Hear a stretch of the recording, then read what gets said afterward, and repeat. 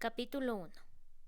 Miles de metros bajo la superficie del océano, en las profundidades del Pacífico y no demasiado distante de las fosas de las Marianas, Tasia Nerib miraba por la ventana en la sala de control de la estación de aguas profundas Alaris y se preguntaba si realmente había cambiantes tiburones. Andrés, el oceanógrafo geológico, acababa de pasar 10 minutos tratando de convencerla de ello.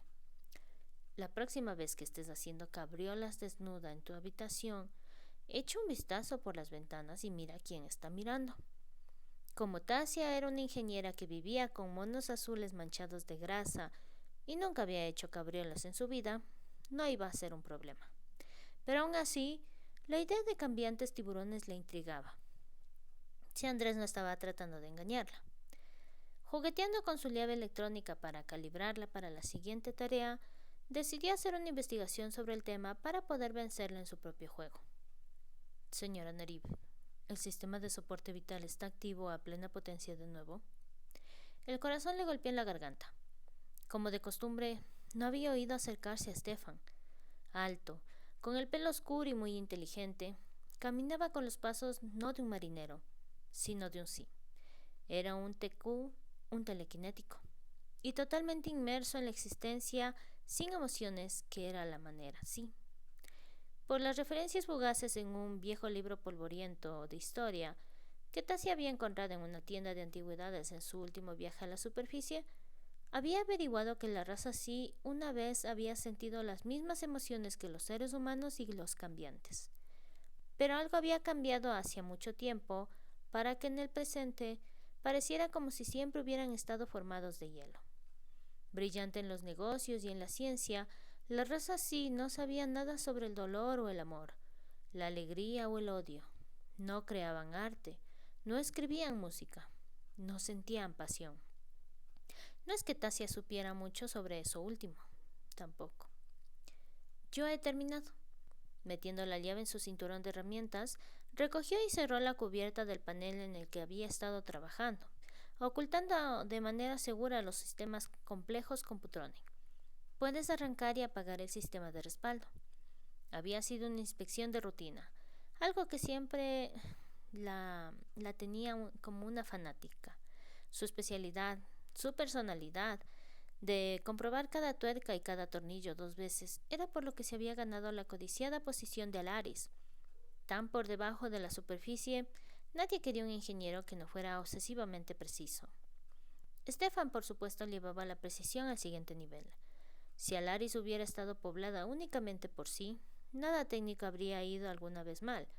Pero, por supuesto, la mayoría de los sí no veían la razón para explorar las profundidades cuando solo había una pequeña posibilidad de descubrir cualquier cosa que pudiera conducir a la ganancia financiera, razón por la cual Alaris tenía humanos como Tasia en mantenimiento, junto con el extraño cambiante que podía soportar estar encerrado dentro de la estación o que tenía la capacidad de sobrevivir en las misteriosas aguas oscuras más allá de la ventana. Había varios cambiantes de mar en la estación, cortesía del hecho de que Alaris fuera financiada en gran parte por una organización mundial de cambiantes de agua llamados Black Sea. Tasia no sabía demasiado sobre los Black Sea, pero conocía a varios cambiantes de mar del personal de la estación muy bien. Andrés era una serpiente de mar en su forma animal. Había cambiado para ella una vez en una ducha chispeante de color y luz. Hermosa. Su forma de serpiente era grande, brillante y capaz de meterse por partes de la estación a las que ella nunca sería capaz de acceder sin necesidad de utilizar los robots de mantenimiento en miniatura que había construido después de darse cuenta de la necesidad. Cuando él estaba de buen humor, a veces comprobaba los conductos para ella. Todo se ve operativo. Stefan metió la orden final en la pantalla de la computadora muy estrecha, montada en la pared. A continuación, puso el ojo para que el lector biométrico confirmara la autorización. Los sistemas cambiaron sin retardo apreciable. Dando un paso atrás desde el ordenador, Stefan le examinó la cara. A veces ella quería decirle que nada había cambiado desde la última vez que la había sometido a una inspección. Todavía tenía el pelo negro, sujeto en una coleta para mantenerlo fuera del camino, y ojos castaños veteados en un rostro cubierto de piel ligeramente bronceada. Fin. Tienes grasa en la mejilla. Luchando contra el rubor y la necesidad de limpiarse la cara con la manga del mono. ¿Qué más hay de nuevo? El correo. ¿El correo? Acaba de llegar. Su sonrisa fue instantánea. ¡Oh! Agarrando su caja de herramientas, fue a pasar por delante de él. La detuvo, con la mano en su brazo. Sorprendida por el extraño comportamiento, Stefan no tocaba a nadie a menos que fuera absolutamente necesario. Se congeló. ¿Qué? Preguntó ella, inclinando la cabeza hacia atrás para mirarle. Su olor en cada inhalación. Stefan siempre olía a fresco, limpio y distante, sin grasa en la mejilla y ciertamente sin manos sucios de trabajo. En servicio o fuera, siempre llevaba el uniforme de comandante de la estación. El cuello de la chaqueta de estilo militar se elevaba hasta la mitad de su cuello y se ataba a un lado por un simple broche de plata que denotaba su rango. Todo lo demás era completamente negro, desde sus botas a los pantalones y ella asumió, la camisa que llevaba debajo de la chaqueta. No lo sabía. Nunca la había visto con la chaqueta abierta. Ahora sus ojos color gris oscuro se centraron en ella. No hay nada. La decepción se desenrolló en una ola de plomo en su estómago, enjugando su sorpresa ante el contacto. ¿Estás seguro? Revisé todas las direcciones de retorno en las cartas y paquetes. Ella tragó y asintió. ¿Por qué? Porque cada vez que viene el correo y tu paquete no llega, cedes a la debilidad humana de la decepción, lo que conduce a al menos 2 días de depresión durante el cual no funcionas a niveles óptimos. Ella entrecerró los ojos. ¿Así que era preocupación por mi bienestar entonces? Ella resopló y trató de hacer caso omiso de la mano. Funcionó perfectamente bien. Todo se hace, ¿no? Sí. Él no la soltó, pero tienes tendencia a morder a cualquiera que se acerque a ti. ¿Qué te importa? Preguntó ella, sintiéndose acorralada, triste y enfadada con él por ser el portador de las noticias que no quería oír. La emoción no supone ninguna diferencia para ti. A los humanos y a los cambiantes les importa. Eso hizo que su cara se calentara. Stefan dirigía el espectáculo, contratado para administrar a Laris, por lo que debía ser una tarifa exorbitante. Si decía que la gente se quejaba porque ella se deprimió un poco un par de días al mes, entonces la gente se estaba quejando.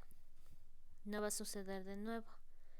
Por supuesto que sí, a menos que dejes de esperar un paquete que no llegará nunca. Fue una puñalada a su alma, una hoja hecha de hielo que se rompió en su interior mientras sangraba. Suéltame. Apartándose de su mano, salió en silencio de la sala de control y se dirigió hacia las verdaderas entrañas de Alaris, donde nadie más se aventuraba. Solo cuando estuvo segura de que no la había seguido, se acurrucó en un rincón y apoyó la cabeza en sus rodillas. Sin lágrimas. Tassia había dejado de llorar hacía mucho tiempo, pero la tristeza era un peso aplastante, un ladrillo en su corazón. Realmente había creído que el paso del tiempo suavizaría la ira de sus padres, traería el perdón. Pero habían pasado 5 años desde que había abandonado su matrimonio arreglado y aún así su familia la repudiaba. Hace un año, cuando ganó un puesto en el primer equipo de la misión Alaris, les había escrito: era un honor estar en la estación de aguas profundas. Seguramente la perdonarían ahora que había llevado tal aclamación al nombre Nerif, ahora que se había convertido en más que la hija que no había seguido los deseos de sus mayores. El primer mes a bordo no se había sentido demasiado decepcionada por la falta de respuesta. Sus padres vivían en una región remota del desierto y el viento, una región que su gente había elegido deliberadamente mantener al margen de la tecnología, excepto lo que se necesitaba para garantizar la seguridad del asentamiento. Tampoco creían en malgastar dinero en el transporte costoso, cuando estaban disponibles otros métodos más económicos. Su respuesta vendría lentamente, a través de jorobas de camellos, hasta que llegara a la ciudad más cercana. El segundo mes se dijo que debía de haber habido una tormenta y había retrasado las cosas. Eso ocurría a veces. El viento aullaba a través del desierto para crear demonios de arena que podían arrancar la piel de cualquiera con la mala suerte de quedar atrapado en el centro de uno. El tercer mes había echado la culpa a su nombre. La gente siempre la confundía con Nasia, que trabajaba en la base de la superficie de Alaris. Sin duda Nasia le enviaría la carta con la siguiente remesa de correos. El cuarto mes creció un nudo en el estómago y siguió creciendo. 1 año y todavía sin respuesta, ningún mensaje. Se hubiera preocupado por su bienestar, pero sabía que estaban a salvo.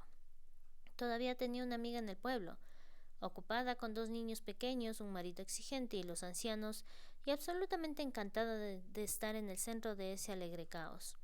Mina escribía a Tasia cuando podía, le mandaba noticias.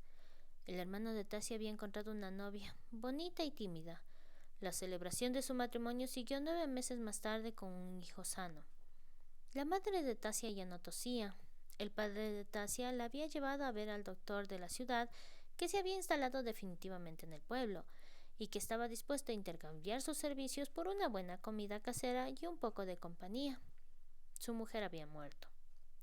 El padre de Tasia estaba enamorado de su nieto y mimaba al niño terriblemente, como un abuelo debería, había añadido Mina.